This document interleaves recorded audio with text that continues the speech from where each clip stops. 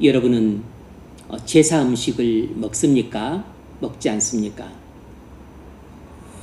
30년 전 저희 큰어머니가 돌아가셔서 그 상갓집에 갔던 일이 있습니다. 거기서 큰 집은 교회를 안 다니는 집이었기 때문에 이제 우리나라 전통적인 방식으로 장례를 치렀습니다. 때가 되어서 이제 점심 식사를 하는데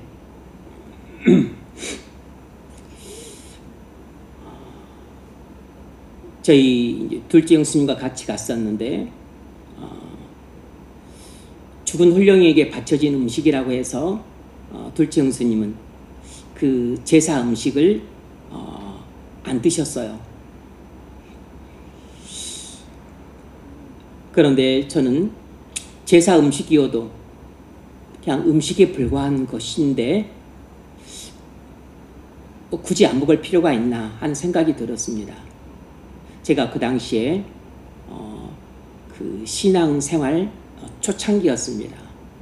형수님은 또 이미 신앙생활을 오래 하셨던 분이고 저보다 신앙이 훨씬 깊으셨던 분이었지만 제사 음식을 먹어서는 안 된다는 믿음을 갖고 계셨고, 저는 비록 신앙생활 초창기였지만 그래도 성경은 이미 여러 번 읽고 있었던 터라 제가 알고 있는 신앙 지식의 범위 안에서는 먹어도 아무 상관이 없다라는 믿음이 있었기 때문에 저는 개의치 않고 먹었습니다. 저는 형수님의 태도가 잘 이해가 가지 않았지만 저보다 신앙이 높으신 더 크신 분이었기 때문에 가타부타 말하지 않았습니다.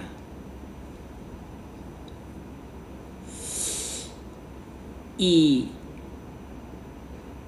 제사 음식을 먹느냐 마느냐 하는 이 문제가 오늘 본문의 주제와 긴밀한 관련이 있습니다. 바울은 고린도전서 8장에서 9장, 10장 이 세 장에 걸쳐서 우상 제물에 대한 문제를 다루고 있습니다. 문자적으로는 우상 제물에 관한 내용을 다루고 있지만 영적으로는 성도의 행동 규범을 다루고 있다는 걸 알아야 됩니다. 우상의 제물을 먹는 문제를 다루면서 그리스도인은 어떤 신앙적인 기준을 갖고 살아야 하는지를 우리에게 교훈해 주고 있습니다. 그런 측면에서 이 고린도전서 8장, 9장, 10장은 중요한 진리를 우리에게 교훈해 주고 있다고 말할 수 있어요. 뿐만 아니라 이 문제와 이 주제는 대단히 중요해서 이 고린도 로마서 14장에서도 다루고 있다는 것이죠. 초대교회 당시 신자들이 우상의 제물을 먹어야 하는가 문제는 실생활에서 겪는 중요한 문제였습니다.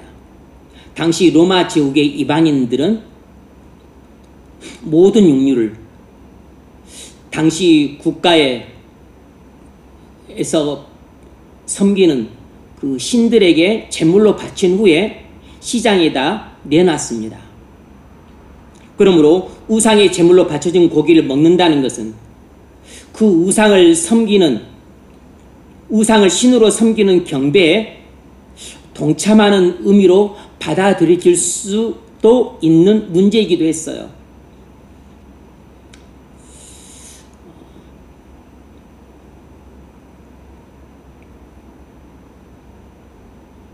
이 우상의 제물로 바쳐진 고기를 먹을 것인가 말 것인가 하는 문제는 특히 유대인들에게 있어서는 대단히 민감한 주제였습니다.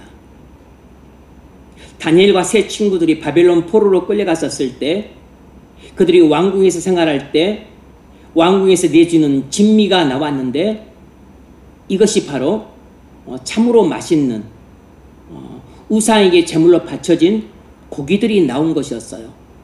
그래서 다니엘과 세 친구들은 우상에게 바쳐진 제물로 바쳐진 고기를 먹을 수 없다고 그들은 믿었기 때문에 그것을 먹지 않게 해달라고 환관장에게 구했고 그래서 그걸 끝까지 먹지 않았던 것이에요.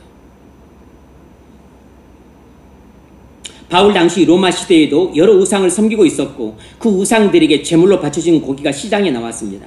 그래서 신자들이 고기를 먹으면 우상의 제물을 먹는 결과가 되었어요. 이 때문에 고기는 모두 우상에게 바쳐진 제물이니까 안 먹겠다는 신자들이 많았습니다.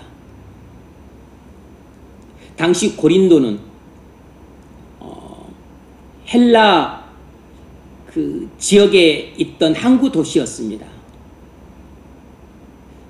그러니까 또 헬라의 신들, 또 로마 제국의 신들, 무수한 우상들을 신들로 섬기고 있던 우상 숭배가 들끓던 지역이었어요. 그러니 얼마나 그 우상 숭배가 극심했겠고, 그리고 우상들에게 바쳐진 고기들이 또 시장에 나왔겠습니까? 그래서 이것은 작은 문제가 아니었습니다. 초대교회에 보편적으로 퍼져 있던 아주 골치 아픈 문제였어요. 믿음이 강한 신자들은 먹어도 좋다고 하면서 먹었습니다. 그것이 우상을 인정하는 것이 아니라는 것이었습니다. 하지만 믿음이 약한 자는 이것을 이해하지 못해 혼란스러워했고 시험에 들었습니다. 믿음이 강한 신자들은 먹을 수 있다고 말하면서 먹고, 또 믿음이 약한 자들은 먹을 수 없다고 생각하는데 또 다른 사람들이 이걸 또 먹을 수 있다고 하면서 먹기 때문에 에라 모르겠다 하고서 먹는 사람도 생겨나서 교회 안에 큰 혼란이 일어났습니다. 하나님 외에 신이 없다. 우상은 모두 헛것이다. 그러므로 우상에게 바쳐진 제물일지라도 먹을 수 있다. 조금도 잘못된 것이 아니다. 이런 지식을 갖고서 자유롭게 행동했던 믿음이 강한 신자들 때문에 고린도 교회 안에 큰 혼란이 빚어졌어요. 여러분, 신자들은 우상의 제물을 먹을 수 있습니까? 없습니까? 우리나라에서는 아직도 믿지 않는 집안에서 조상들에게 제사를 지냅니다. 불신자 집안에서 제사로 드려진 음식을 먹어도 됩니까? 먹으면 안 됩니까?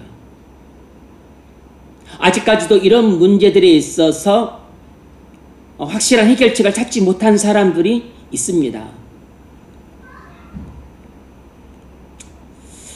오늘 이 문제를 좀 다룰 텐데, 제사 음식을 먹어도 되나?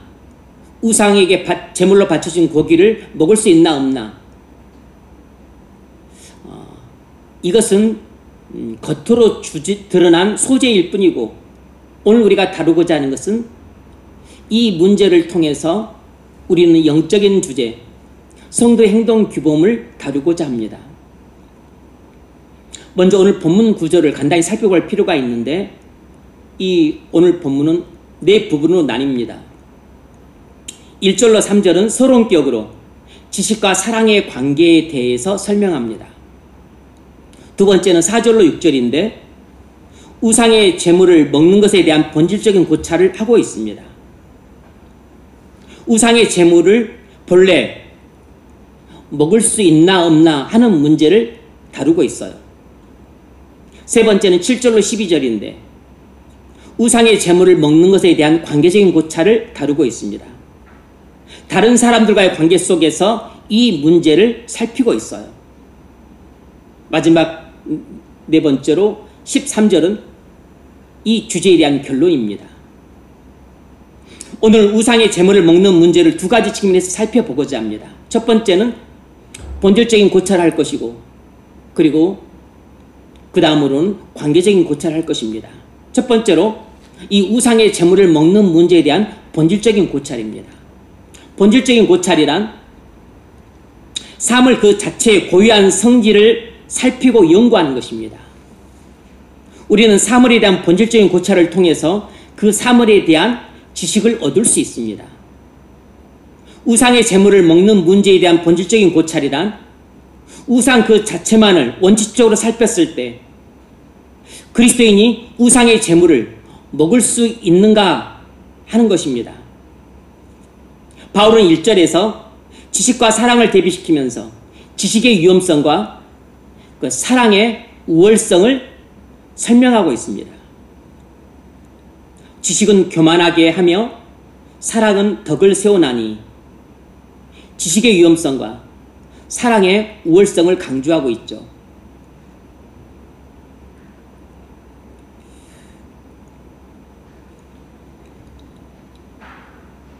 지식과 사랑 모두 필요하지만, 그러나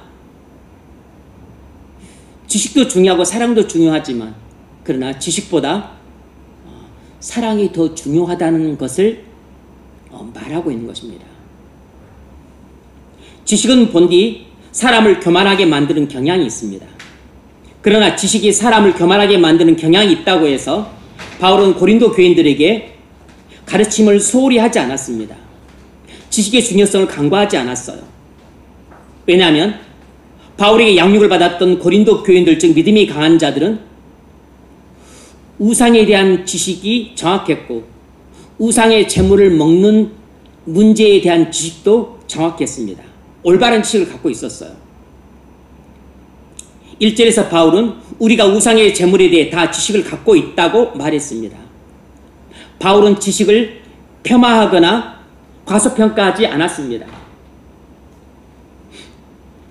바울이 여기서 지적하고 있는 바는 단순히 사물에 대한 본질적인 고찰을 통해 얻은 그 지식 자체가 전부인 줄 알고 그 지식대로만 하려고 할 때 위험하다는 점을 경고하고 있는 것입니다. 우리가 어떤 사물에 대한 본질적인 고찰을 통해서 그 사물에 대한 그 지식을 얻게 되는데 그 지식이 전부인 줄 알고 그 지식대로만 하면 모든 일이 잘 될 것이라고 생각하고 그 지식대로만 하려고 하는 것이 대단히 위험하다는 것을 경고하고 있는 것이에요. 다시 말해서 어떤 사물에 대한 지식은 절대적으로 필요하지만 오직 그 지식대로만 하는 것으로는 충분하지 않다는 것입니다. 이 점을 2절에서 이렇게 말하고 있습니다. 고린도전서 8장 2절입니다. 만일 누구든지 무엇을 아는 줄로 생각하면 아직도 마땅히 알 것을 알지 못하는 것이요. 여기서 무엇을 안다는 것은 본질적인 고찰을 통해 얻은 지식을 말하는데 그것만 가지고는 아직 멀었다는 것입니다. 본질적인 고찰을 통해서 얻은 그 사물에 대한 그 지식 자체만 갖고는 부족하다는 것이에요. 더 알아야 될 것이 있다는 것입니다. 본문에서는 마땅히 알 것이라고 말했습니다. 아직도 마땅히 알 것을 알지 못하는 것이요. 그러니까 본질적인 고찰을 통해서 얻은 지식뿐만 아니고 관계적인 고찰을 통해서 얻은 뭔가가 반드시 있어야 된다는 것입니다.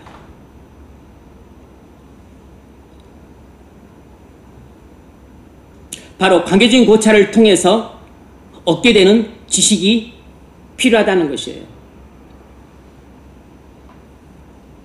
바울은 4절로 6절에서 우상의 제물에 대한 본질적인 고찰을 하고 있습니다. 4절로 6절 보면 고린도전서 8장 4절입니다. 그러므로 우상의 제물을 먹는 일에 대하여는 우리가 우상은 세상에 아무것도 아니며 또한 하나님은 한 분밖에 없는 줄 아노라. 이것이 본질적인 고찰을 통해서 얻을 수 있는 우상에 대한 지식이에요. 비록 하늘이나 땅에나 신이라 칭하는 자가 있어 많은 신과 많은 주가 있으나 그러나 우리에게는 한 하나님 곧 아버지가 계시니 만물이 그에서 났고 우리도 그를 유하며 또한 한 주 예수 그리스도께 계시니 만물이 그로 말미암고 우리도 그로 말미암았느니라.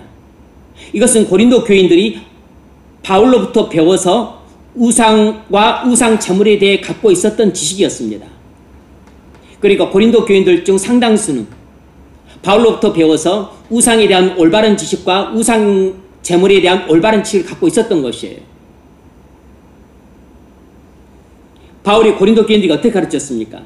참 신은 오직 하나님 한 분뿐이시고 나머지 많은 신들이라고 불리는 것들이 있는데 그것들은 전부 우상에 불과하고 그것들은 아무것도 아니다 라고 바울에게서 올바르게 배웠습니다. 따라서 이 가르침을 잘 이해하고 믿은 신자들은 우상은 실존하지 않고 이름밖에 없기 때문에 우상은 헛것이고 존재하지 않는다. 따라서 우상에게 바쳐진 제물을 먹을 수 있다. 이렇게 우상과 우상의 제물로 바쳐진 고기에 대한 올바른 지식을 갖고 있었던 것이에요. 따라서 우상의 제물을 먹는 문제를 본질적으로 고찰하면 어떤 결론이 나옵니까? 참 신은 하나님뿐이시고 우상은 존재하지 않기 때문에 우상의 제물로 바쳐진 고기는 얼마든지 먹을 수 있다. 이것이 결론이에요. 우상의 제물에 대한 본질적인 고찰을 했었을 때 얻게 되는 참된 지식입니다. 이것이 바로 우상 제물에 대한 본질 고찰을 통해서 얻은 지식입니다. 우상 제물에 대한 본질 고찰을 통해 얻은 지식이 성도의 행동 규범이 될 수 있습니까? 그건 될 수 없어요. 우상 제물에 대한 본질적인 고찰을 통해 얻은 지식에 의하면 성도들은 우상의 제물을 먹을 수 있다고 했으니까 성도들은 언제 어디서든지 그럼 우상의 제물을 먹어도 좋습니까? 그렇지 않습니다.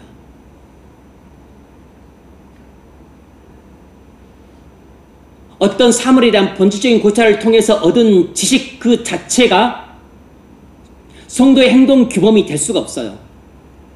성도의 행동 규범이 되려면 어떤 사물에 대한 본질적인 고찰뿐만 아니고 반드시 두 번째로 관계적인 고찰을 통해서 얻은 지식까지 더해져야 됩니다. 만일 그렇게 생각한다면 2절에서 말한 것처럼 아직도 마땅히 알 바를 알지 못하는 것이라는 것이에요. 우상의 제물은 본질상 먹을 수 있습니다. 그것은 1차적인 지식에 불과해요. 그 1차적인 지식은 우리에게 단순히 맞냐 틀리냐 하는 정보만 제공해 줍니다. 맞냐 틀리냐를 따지는 것은 신앙의 1차적인 기준이 될 수는 있지만 우리 신앙의 궁극적인 기준은 될 수 없어요. 따라서 지식은 성도의 행동 규범으로 필요하지만 그것만으로는 충분치 않습니다. 왜 그렇습니까? 왜 지식만으로는 성도의 행동 규범이 될 수 없죠? 그건 지식의 속성 때문입니다. 지식은 두 가지 기능을 갖고 있어요. 첫 번째로 지식은 분별의 기능을 갖고 있습니다. 지식이 옳게 사용되면 지식은 분별을 가져옵니다. 온전한 지식은 예리한 분별력을 가져와요. 온전한 지식과 예리한 분별력은 우리의 사랑을 점점 더 풍성하게 해서 완전한 사랑이 되게 합니다. 이 점을 바울이 빌립보서 1장 9절에서 이렇게 말했습니다. 빌립보서 1장 9절 내가 기도하노라 너희 사랑을 지식과 모든 총명으로 점점 더 풍성하게 하사. 지식이 어떻게 풍성해집니까? 사랑이 어떻게 풍성해집니까? 지식으로 풍성해집니다. 너희 사랑을 지식과 총명으로 점점 더 풍성하게 하사. 우리 사랑은 지식이 더해질 때 더 분별력 있고 더 풍성해져요. 사랑은 지식으로 더 풍성하게 됩니다. 지식 없는 사랑은 맹목적인 사랑이 되기 때문에 위험합니다. 또 사랑 없는 지식은 너무 차갑기 때문에 사람을 살릴 수가 없어요. 지식 없는 사랑은 맹목적인 사랑이라 위험천만하고 사랑 없는 지식은 너무 차갑고 메말라서 죽은 영혼을 살릴 수가 없습니다. 그러니까 지식과 사랑이 더해져야만 그것이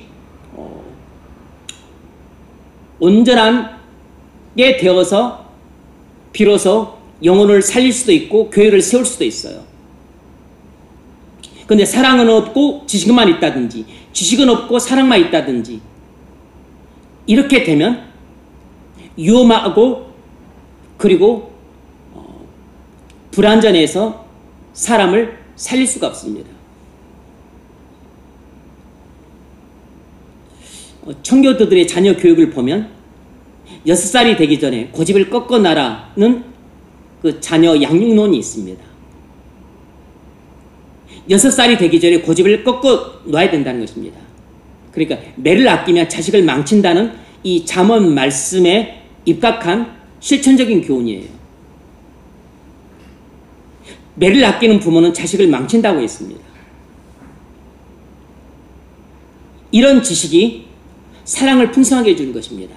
이런 올바른 지식을 가진 부모가 자식을 올바르게 양육함으로 자식에 대한 부모의 사랑이 이 지식 때문에 분별력을 갖게 되어서 더욱 온전한 사랑을 할 수 있고 풍성한 사랑을 할 수 있는 것이에요. 그런데 이런 지식을 갖지 못한 부모는 그냥 자식을 맹목적으로만 사랑하게 되므로 결국 자식을 망치게 되는 것입니다. 사랑을 하는데 지식이 결여되어 있으니까 빈약한 사랑 그리고 왜곡된 사랑을 하는 것이에요. 지식의 두 번째 기능은 정죄와 심판입니다. 지식이 잘못 사용되면 정죄와 심판으로 흐릅니다. 긍휼 없는 마음에서 나오는 지식은 사람을 정죄하기 쉽습니다. 지식은 칼과 같아요. 칼은 날카로워 잘못 사용하면 위험하지만 잘 사용하면 유익합니다. 주부 손 안에 있는 칼은 맛있는 음식을 만들어 내지만 폭력배 손에 들린 칼은 사람의 생명을 해하는 위험한 물건이 됩니다. 지식은 필요하지만 그것으로 충분하지 않아요. 문제는 지식은 신자들에게 너무 필요한데 지식만으로 충분하지 않다는 것입니다. 지식은 필요하지만 그것으로 충분하지 않습니다. 그래서 지식만으로는 성도의 행동 규범이 될 수 없습니다. 그렇다면 무엇이 되어야 됩니까? 성도의 행동 규범이 되려면 지식에 무엇이 더해져야 될까요? 이걸 두 번째 고찰 살펴볼 텐데, 성도의 행동 규범이 되려면 사랑이 더해져야 됩니다. 지식에 사랑이 더해져야 돼요. 두 번째 측면은 관계적인 고찰입니다. 이 관계적인 고찰은 7절로 12절에 나옵니다. 고린도전서 8장 7절로 12절에 보면은 우상의 재물을 먹는 문제에 대한 관계적인 고찰을 바울이 하고 있습니다. 잘 보십시오. 고린도전서 8장 7절을 잘 보세요. 그러나 이 지식은 사람마다 가지지 못하여 어떤 이들은 지금까지 우상에 대한 습관이 있어 우상의 제물로 알고 먹는 거로 그들의 양심이 약해지고 더러워지느니라. 식물은 우리를 하나님 앞에 세우지 못하나니 우리가 먹지 아니하여도 부족함이 없고 먹어도 풍족함이 없으리라. 그런즉 너희 자유함이 약한 자들이 거치는 것이 되지 않도록 조심하라. 우상의 제물에 대한 관계적인 고찰을 하고 있는 거죠. 믿음이 강한 자에게 믿음이 약한 자를 염두에 두면서 먹으라고 권면하고 있습니다. 지식 있는 내가 우상의 집에 앉아 먹는 것을 누구든지 보면 그 약한 자의 양심이 담력을 얻어 어찌 우상의 재물을 먹게 되지 않겠느냐. 그러면 내 지식으로 그 약한 자가 멸망하나니 그는 그리스도께서 위하여 죽으신 형제라. 이같이 너희가 형제에게 죄를 지어 그 약한 양심을 상하게 하는 것이 곧 그리스도에게 죄를 짓는 것이니라. 관계적인 고찰이란 어떤 문제를 다른 사람들과의 관계 속에서 살펴보는 것입니다. 그것을 관계적인 고찰이라고 불러요. 예컨대 내 행동이 다른 사람들에게 어떤 영향을 미치는가를 생각하고 살피면서 결정하는 것입니다.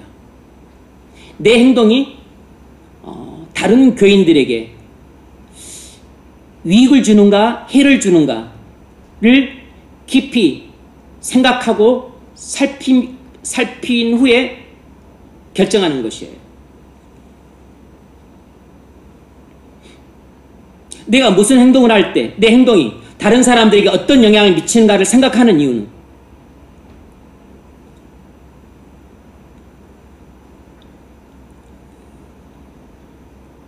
내 행동 때문에 믿음이 약한 사람들이 시험에 들 수 있기 때문입니다.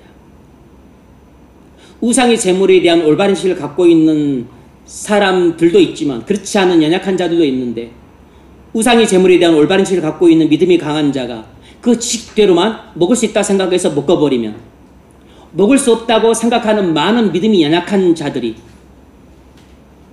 시험에 들게 되고 실족을 하게 됩니다. 본인은 먹을 수 없다고 생각하면서 자기 양심을 저버리고 마음의 꺼리낌을 갖고서 에라 모르겠다 하면서 고기를 먹어야 살지 하면서 고기를 먹어버리는 것입니다. 똑같이 먹는 것이지만 믿음이 강한 자들은 먹을 수 있다는 믿음을 갖고 먹었기 때문에 죄가 안 되지만, 먹을 수 없다고 생각하고 있던 믿음이 약한 자들은 먹을 수 없다는 믿음의 양심을 저버리고 먹었기 때문에 그건 죄가 되는 것입니다. 결국 믿음이 강한 자들이 관계적인 고찰을 하지 않고 믿음이 약한 형제들을 배려하지 않고 행동한 결과로 믿음이 약한 자들을 시험 들게 만들었기 때문에 결과적으로 믿음이 강한 자들이 교회에 큰 혼란을 초래한 것이에요. 믿음이 강한 자들이 이 우상 제물에 대한 본질적인 고찰만 하고 관계적인 고찰을 하지 않았기 때문에 그 결과로 믿음이 강한 자들은 지식대로만 행했는데 그들은 약한 자들을 실족하게 만드는 큰 범죄를 저지른 것입니다. 교회에 덕을 세우지 못하고 교회를 해롭게 만드는 큰 죄를 저지른 것이에요. 교회의 화평을 깨뜨리는 큰 죄를 저지른 것입니다. 교회를 무너뜨리는 큰 죄를 저지른 것이에요. 이처럼 우리가 어떤 행동을 할 때 그것이 맞냐 틀리냐 요 단순한 지식에만 근거해서 행동을 하게 되면 우리가 의도했던 것과는 전혀 다르게 죄를 짓게 됩니다. 그러면 우리가 어떤 행동을 할 때는 그 일에 대한 본질적인 고찰을 통해서 얻은 지식을 따라 지식이 필요하지만 지식만 필요한 게 아니고 다른 사람들과의 관계도 고려를 해야 돼요.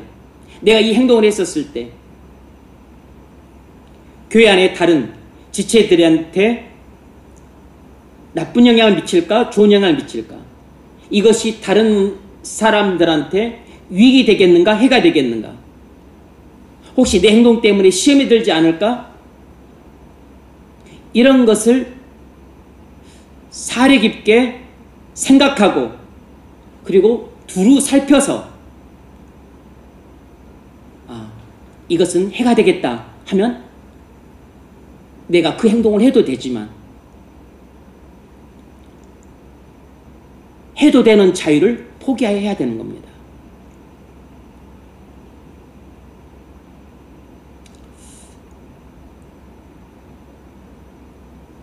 사도 바울은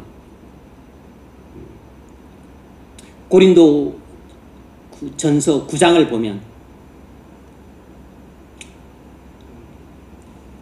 말을 해요. 일하는 소도 먹을 권리가 있다.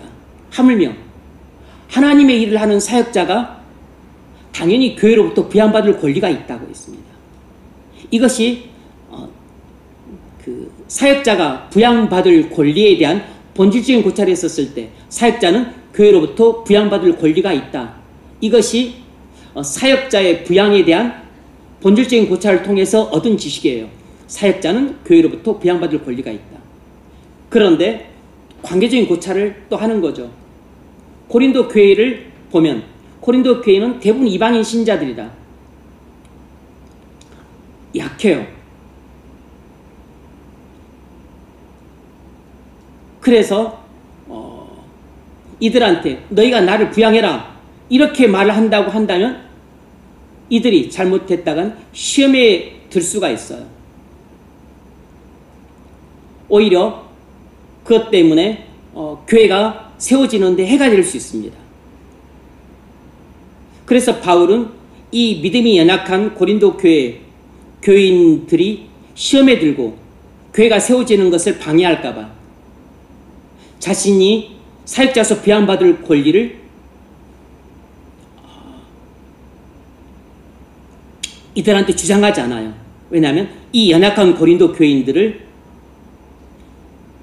생각해보고 살펴보니까 너희가 나를 부양해라 이렇게 말했다가는 애들이 시험 들 것 같으니까 자신의 사역자로서 부양받을 권리를 포기합니다. 뭐 한 거죠? 고린도 교인들을 사랑함으로 그 권리를 포기하기로 결정한 것이에요. 그래서 바울은 나는 사역자로서 비난받을 권리가 있지만 내가 이 권리를 주장하지 않겠다고 고린도서 9장 12절에서 말을 하고 있어요.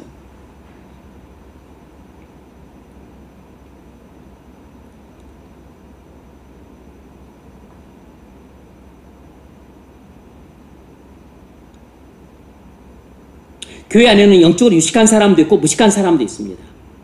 믿음이 강한 사람도 있고 믿음이 약한 사람도 있고 믿음이 거의 없는 사람도 있어요. 영적인 수준이 높고 믿음이 강한 사람이 하는 행동을 영적으로 무지하고 믿음이 약한 사람이 이해하지 못해서 시험에 들 수 있고 심한 시죽할 수도 있습니다. 그러기에 성숙한 성도는 어떤 행동을 할 때는 반드시 관계적인 고찰을 해야 됩니다. 그런데 많은 성도들이 그렇게 살이 깊지 못하고 부주의하기 때문에 그냥 어떤 사물이나 어떤 행동이나 어떤 그 일에 있어서 본질적인 고찰을만 하고서 맞다 틀리다 해도 된다 아니 해서는 안 된다 가하다 불가하다 이런 정도의 본질적인 고찰을 통해서 얻은 단순한 지식만 가지고 자신의 신앙적인 기준을 삼아서 이것을 자신의 행동 규범으로 삼는 것입니다. 그래서 제사 음식 먹어도 돼.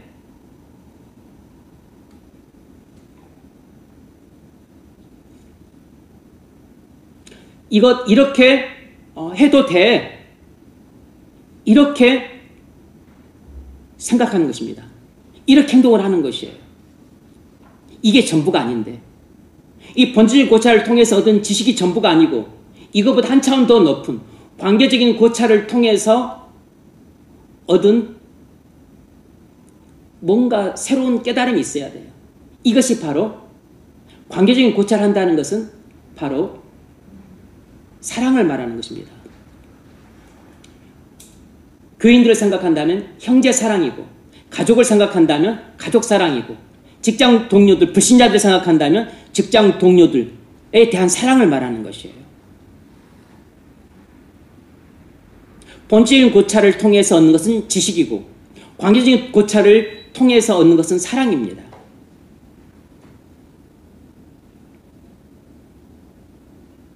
그러나 고린도 교인들은 연약한 형제들을 염두에 두는 관계적인 고찰을 하지 않았습니다. 우상의 제물을 먹을 수 있다는 지식만 갖고 행동했던 고린도 교인들 때문에 이런 지식을 갖지 못한 연약한 교인들이 자신들은 먹어서는 안 된다고 생각하면서도 다른 교인들이 먹으니까 에라 모르겠다고 하고서 양심의 꺼리낌을 받으면서 우상의 제물을 먹었습니다. 그래서 믿음이 강한 교인들이 연약한 교인들로 양심의 꺼리끼는 행동을 하게 만들어서 결국 죄를 짓게 만들었어요. 바울이 이 사실을 본문에서 이렇게 설명합니다. 이 지식은 사람마다 가지지 못해서 어떤 이들은 지금까지 우상에 대한 습관이 있어 우상의 제물로 알고 먹는 거로 그들의 양심이 약해지고 더러워지느니라. 믿음이 강한 형제들이 우상의 제물을 먹을 수 있다고 생각하고서 그 본질적인 고찰을 통해서 얻은 지식대로만 행동해서 먹으니까 먹을 수 없다고 생각했던 약한 자들도 함께 덩달아서 먹음으로 그들의 양심을 더럽게 만들었다는 것입니다. 지식 있는 내가 우상의 집에 앉아 먹는 것을 누구든지 보면 그 약한 자들의 양심이 담력을 얻어 어찌 우상의 제물을 먹게 되지 않겠느냐. 그러면 내 지식으로 그 약한 자가 멸망하나니 그는 그리스도께서 위하여 죽으신 형제라. 이같이 너희가 형제에게 죄를 지어 그 약한 양심을 상하게 하는 것이 곧 그리스도에게 죄를 짓는 것이니라. 믿음이 강한 자들이 우상 제물에 대한 본질적인 고찰을 통해서 얻은 지식대로 우상의 제물을 먹을 수 있다는 지식대로 행했다가 믿음이 약한 자들을 실족하게 하는 죄를 범하고 만 것입니다. 교회를 혼란에 빠뜨린 죄를 범한 것이에요. 그러니까 우리는 어떤 행동을 하거나 어떤 결정을 내리거나 할 때 반드시 본질적인 고찰뿐만 아니라 관계적인 고찰을 해야 되는 것입니다. 우리가 관계적인 고찰을 할 때 염두에 둬야 될 것은 그 문제가 신앙의 본질적인 문제인가 아니면 지역적인 문제인가 하는 것을 먼저 생각해야 돼요. 지금 우리가 다루는 이 문제는 신앙의 본질적인 문제에 대한 이야기가 아니고 신앙의 사소하고 지엽적인 문제에 대한 이야기를 다루고 있다는 것을 꼭 염두에 두셔야 됩니다. 이 오늘 본문을 통해서 우리가 깨달은 진리는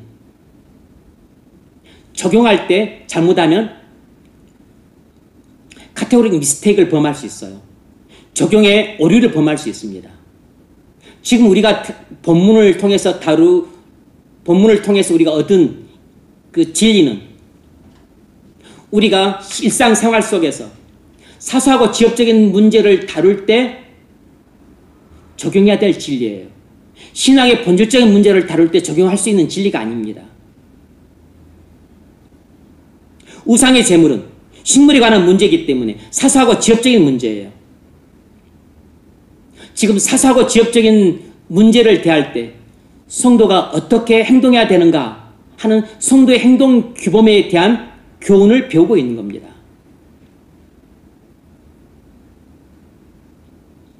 바울은 8절에서 이렇게 말합니다. 식물은 우리를 하나님 앞에 세우지 못하나니 우리가 먹지 아니하여도 부족함이 없고 먹어도 풍족함이 없으리라. 무슨 말입니까? 먹어도 그만이고 안 먹어도 그만이라는 것입니다. 그 고기 먹는다고 해서 그 엄청 나아질 것도 아니고 안 먹는다고 해서 그것 때문에 죽는 것도 아니라는 것입니다. 먹어도 그만, 안 먹어도 그만이라는 것이에요. 그러니까 음식 문제, 고기 문제는 대단히 사소하고 지엽적인 문제라는 것입니다. 이렇게 고기 먹는 문제처럼, 나를 지키는 문제처럼, 에어컨을 다는 문제처럼, 수련의 장소를 정하는 문제처럼, 대청소일을 정하는 문제처럼, 이런 문제들은 대단히 사소하고 지엽적인 문제라는 것이에요.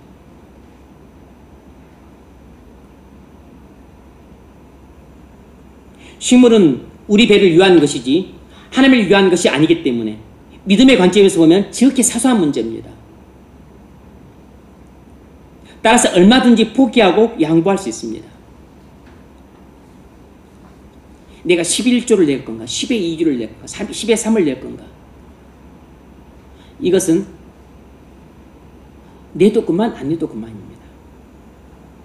이것은 신앙의 본질적인 문제가 아니에요. 믿음의 관점에서 보자면 그것은 신앙의 사소하고 지엽적인 문제입니다.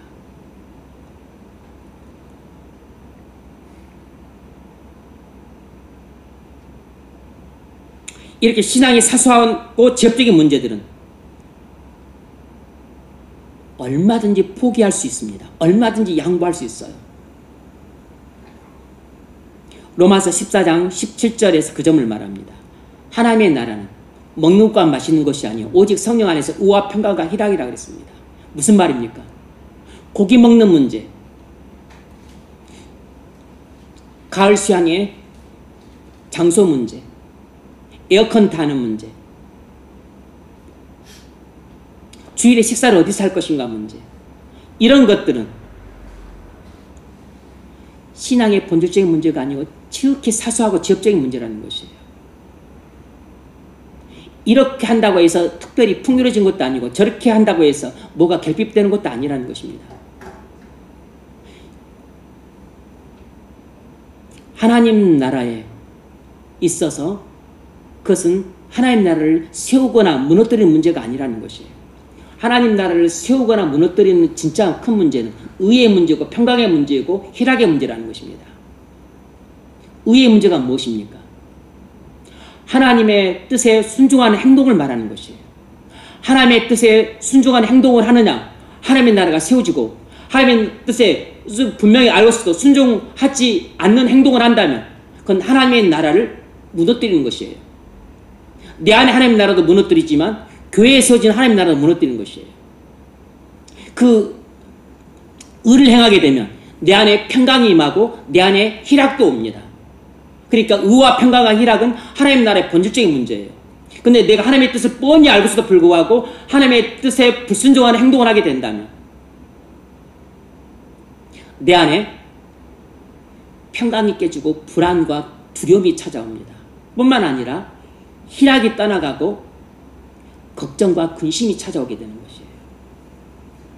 그래서 의와 평강과 희락은 하나님 나라의 본질적인 문제예요. 신앙의 본질적인 문제라고. 성경을 묵상하고 기도하는 문제, 예배에 참석하고 그리고 진리를 배우는 문제, 이것은 신앙의 본질적인 문제입니다. 이것은 신앙의 사소하고 지엽적인 문제가 아니에요. 이건 하나님 나라의 본질과 관련된 문제입니다. 이런 것은 포기할 수가 없는 것이에요. 이런 것은 양보할 수가 없는 것입니다. 이런 것은 타협의 대상이 아니에요.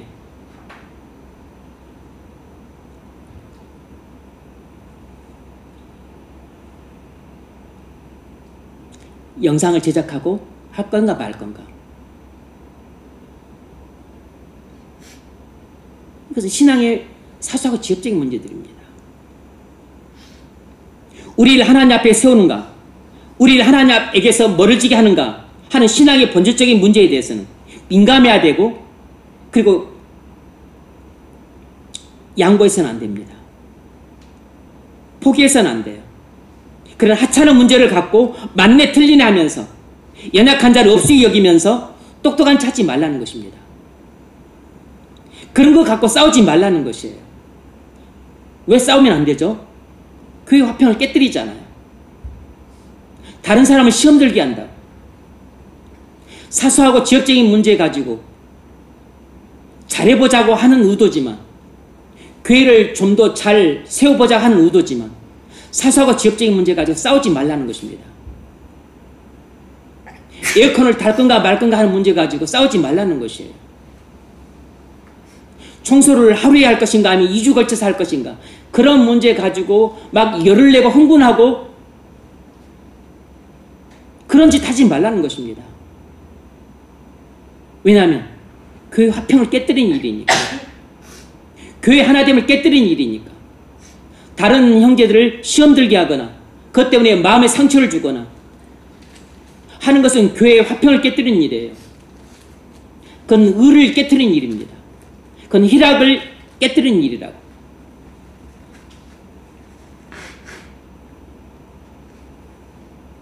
우리는 어떤 문제든지 그것을 신앙적으로 죄냐 아니냐, 맞냐 틀리냐, 무엇이 옳고 그러냐 하는 차원에서만 생각하고 그치는 경우가 많습니다. 많은 교인들이 이 1차적인 수준에 머물러 있어요.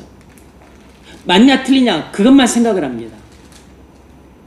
그러나 성숙한 성도로 성장을 하려면 반드시 어떤 문제든지 간에 관계적인 고찰까지 나가야 됩니다. 사소하고 지역적인 문제를 결정할 때 반드시 형제들을 생각하고 살피고 결정을 내려야 돼요. 교회 전체를 생각하고 살피고 결정을 내려야 됩니다. 가정에서 어떤 문제를 내릴 때 가정 전체를 생각하고 결정을 내려야 됩니다. 직장에서 어떤 행동을 할 때 직장 전체를 생각하고 살피고 결정을 내려야 돼요. 또 가정에서 결정이지만 그것이 교회까지 영향을 미치기 때문에 이것이 교회에 어떤 영향을 미칠까? 선한 영향을 미칠까? 악한 영향을 미칠까? 다른 사람들을 혹 시험에 들게 하거나 하면 또 마음 상하게 하지 않을까? 이런 것까지 생각하고 그리고 그 영향까지 고려해서 결정해야 된다는 것이에요.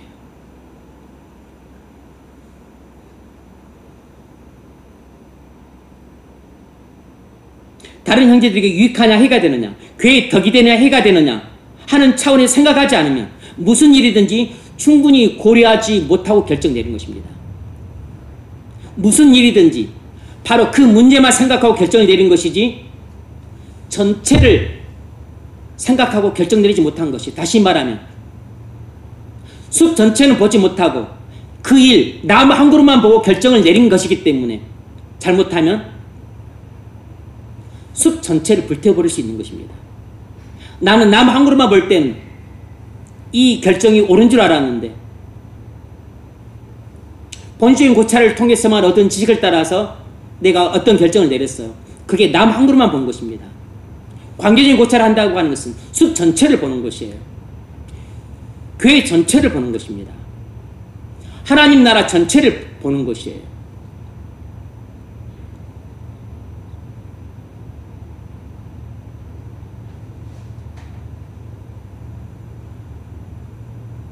우리 교계 지도자가 뭐 어떤 해병대원과 관련해서 뭐 해병대 사령관 뭐 또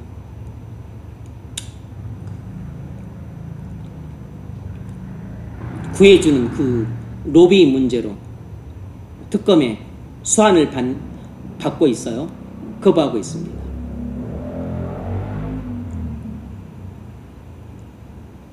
그건 신앙의 본질적인 문제가 아니에요. 사소하고 지엽적인 문제입니다. 해도 되고 안 해도 되는 문제입니다. 그런데 그 연로하신 목사님이 그 일을 하기로 결정을 했어요. 했습니다. 근데 지금 파장이 어떻게 미쳤습니까?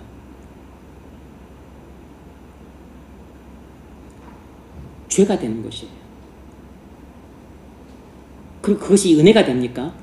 아닙니다. 세상의 불신자들한테 손가락질 받습니다. 그 교회의 덕이 됐습니까? 아닙니다. 교회의 덕이 하나도 안 됐어요. 교회 화평을 깨뜨리고 있습니다.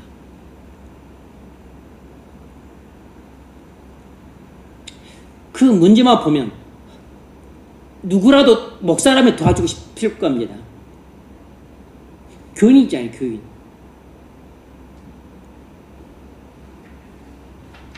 왜 안 도와주고 싶겠어요? 100명이면 다 도와주고 싶을 겁니다. 전체를 보지 못한 겁니다. 일이 이렇게 될 줄은 꿈에도 생각을 못했죠. 이렇게 일이 드러날 줄은 몰랐겠죠.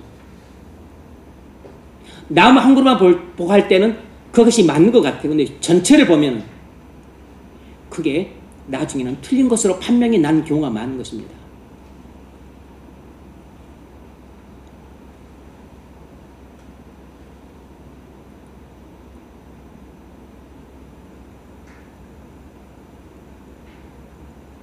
이것이 바로 사랑이라는 기준이에요. 사랑이라는 신앙 기준이 없으면 어떤 문제든지 간에 근본적으로 잘못된 것입니다. 관계적인 고찰이란 형제들을 유익하게 하느냐 해롭게 하느냐 하는 관점에서 어떤 행동을 보는 것이에요. 이것이 교회의 덕이 되겠느냐 아니면 교회를 욕먹이겠느냐 이 관점에서 그 문제를 보는 것이에요. 그 목사님이 이것이 과연 목사로서 해도 되나, 이것이 정말로 교회의 덕이 되는가 아니면 교회를 해롭게 하는가. 세상의 불신자들이 봤었을 때 또 이것이 비난받을 만한 일인가 그렇지 않은가, 그러니까 충분히 고려를 하고서 결정을 내리는 것이 옳았던 거죠. 관계적인 고찰이란 형제들을 유익하게 하느냐 해롭게 하느냐 하는 관점에서 어떤 행동을 보는 것입니다. 형제를 사랑하는 관점에서 고기 먹는 문제를 보는 것이에요. 형제를 사랑하는 관점에서 대청소일 날짜를 잡는 것입니다. 형제를 사랑하는 관점에서 가을새앙의 참석 문제를 생각하는 것이에요. 따라서 우상의 제물 그 자체만을 생각했을 때는 성도는 우상의 제물을 먹을 수 있었습니다. 그러나 이 문제를 연약한 자들을 염두에 두고 생각했었을 때는 다른 결론이 나와요. 우상의 제물을 먹는 문제를, 그런즉 너희 자유함이 약한 자들에게 거치는 것이 되지 않도록 조심하라는 이 형제 사랑이라는 기준으로 바라보았을 때는 전혀 다른 결론, 고기를 먹어서는 안 된다는 결론이 나오는 겁니다. 13절 그러므로 만일 식물이 내 형제로 실족하게 하면 나는 영원히 고기를 먹지 아니하여 내 형제를 실족지 않게 하리라. 아니 우상의 제물을 먹을 수 있다면서, 그런데 그것 때문에 약한 자들이 실족할 위험이 있기 때문에, 그렇다면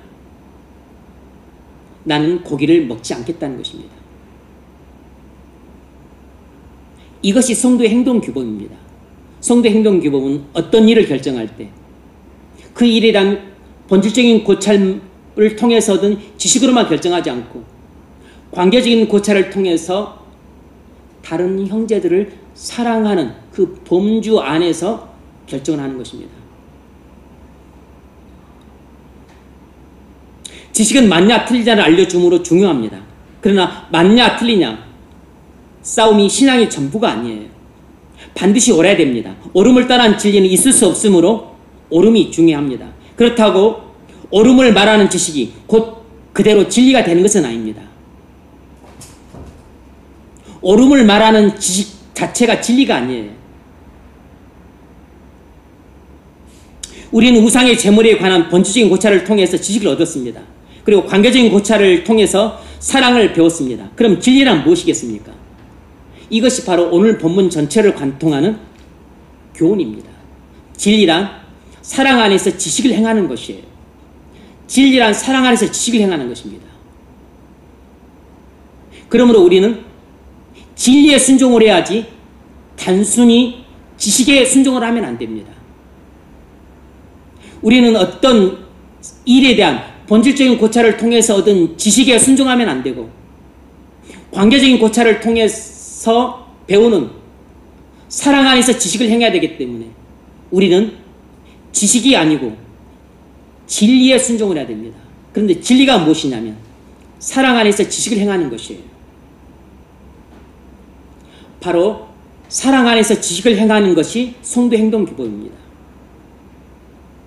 성도는 진리에 순종을 해야 됩니다. 이것이 성도의 행동 규범이에요. 사랑 안에서 지식을 행하는 것이 진리입니다. 그래서 진리에 순종하는 것이란 사랑 안에서 지식을 행하는 것입니다. 이것이 바로 오늘 본문을 통해 바울이 우리에게 교훈하는 성도의 행동 규범에 대한 진리입니다. 고린도전서 9장을 보면 앞서 말씀드렸던 것처럼 바울이 이런 고린도 교인들이 가르쳤던 이 진리를 본인이 실천을 했습니다. 사역자는 부양받을 권리가 있습니다. 이것이 사역자의 권리에 대한 본질적인 고찰을 통해서 얻은 지식이에요. 그런데 관계적인 고찰도 있습니다. 고린도 교인들이 연약해서 자신을 부양하라고 한다면 시험에 들 수 있으니까 그들을 사랑하는 마음으로 그들에게 자신을 부양하라고 하지 않았습니다. 그래서 이 사역자로서의 부양받을 권리에 대한 결론이 무엇이었냐면 나는 사역자로서 부양받을 권리가 있지만 너희들에게 행사하지 않겠다는 것이었어요. 고린도전서 9장 12절 우리가 이 권리를 쓰지 아니하고 범사에 참는 것은 그리스도의 복음에 아무 장애가 없게 하려 함이로라. 성도의 삶은 옳고 그름만 따지는 지적인 삶이 아닙니다. 그렇다고 정확한 지식이 없는 맹목적인 사랑의 삶도 아니에요. 성도의 삶은 진리의 삶입니다. 진리의 삶이란 어떤 일에 대한 본질의 고찰을 통해서 얻은 정확한 지식과 관계적인 고찰을 통해서 우리가 고려해야 되는 주변 사람들에 대한 사랑도 포괄하는 것이에요. 그래서 진리는 단순한 지식만도 아니고 단순한 사랑만도 아닙니다. 진리란 이 본질 고찰을 통해서 얻은 지식을 관계적인 고찰을 통해서 얻은 사랑 안에서 실천하는 것이에요. 그래서 우리가 진리에 순종하려면 반드시 이 사소하고 지엽적인 문제에 대해서 본질적인 고찰을 해야 되고 관계적인 고찰을 해야 됩니다. 그래야만 지식과 사랑 이 두 가지를 다 우리가 얻을 수가 있어요. 관계적인 고찰을 하지 않는데 어떻게 우리가 사랑이라고 하는 그 범주를 생각할 수 있겠어요? 본질적인 고찰을 제대로 하지 않는데 어떻게 올바른 지식을 얻을 수 있겠습니까? 우리가 진리에 순종하려면 반드시 어떤 일에 대한 본질적인 고찰을 통해서 정확한 지식을 가져야 되고, 그리고 관계적인 고찰을 통해서 사랑이라고 하는 범주 안에서 모든 것을 생각해야 됩니다. 관계적인 고찰은 결국 숲을 보는 것과 같은 것입니다. 그리고 본질적인 고찰은 나무 한 그루를 살피는 것과 같은 것이에요. 우리는 먼저 나무 한 그루를 살펴야 되지만 그 다음에 시야를 넓혀서 숲 전체를 봐야 됩니다. 나는 성도로서 개인적인 행동을 해요. 하지만 나의 행동은 반드시 가정과 교회와 하나님 나라에 영향을 미치기 때문에 하나님 나라라고 하는 숲을 염두에 두고서 나의 개인적인 행동을 해야 됩니다.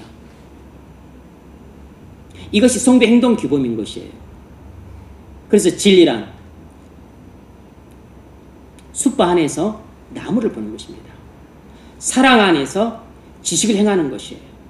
지식이 나무 한 그루고, 그리고 사랑은 숲이라고 볼 수 있는 것입니다.